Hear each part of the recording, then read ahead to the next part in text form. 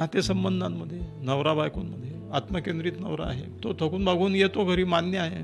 बायकोही थकून भागून येते, तिच्याकडे तिच्या थकण्याकडे अजिबातच लक्ष नाही. मी म्हणतो तसंच झालं पाहिजे. हे लोक जेवतात, उठतात, ताटं तसेच टाकून देतात. त्यांना याची जाणीवही नसते की हिलाही जी तब्येत बरोबर नसेल किंवा तिला घाई असेल, काही असेल, अजिबात घरकामामध्ये हात टाकणार नाही. दरवेळी मला आज किती त्रास झाला आणि मी आता कुठल्या परिस्थितीतून हे सगळं इतकं करतो आहे. इतरांचं ऐकून घेत नाहीत, सतत मी भोवती फिरत राहतो. त्याच्यानंतर सहानुभूतीचा आणि समानुभूतीचा अभाव, मग नात्यामध्ये एक वृक्षपणा, कोरडेपणा येतो. आत्मकेंद्रित असल्यामुळे मग संवाद कमी होतो. हे प्रेम करतात, परंतु त्या प्रेमामध्ये मला जोवर काही मिळते आहे त्या माझ्या सुखापुरती त्या प्रेमभावनेची वट शिल्लक राहतो. ती आटोपली आणि जे पाहिजे ते मिळालं की त्याच्यानंतर त्यांची प्रेमभावना लाट ओसरावी तशी ओसरून जाते. मग तो एक जो भाव यायला पाहिजे की इतरांच्या सुद्धा काही गरजा असतात, इतरांना सुद्धा ऐकून घेत नाही. आता मी माझी सगळी व्यथा सांगितली, बायकोनी शांतपणे ऐकून घेतली. आता बायकोनी तिचं काही सुरू केल्याच्यानंतर हा लांब द्यायला लागतो.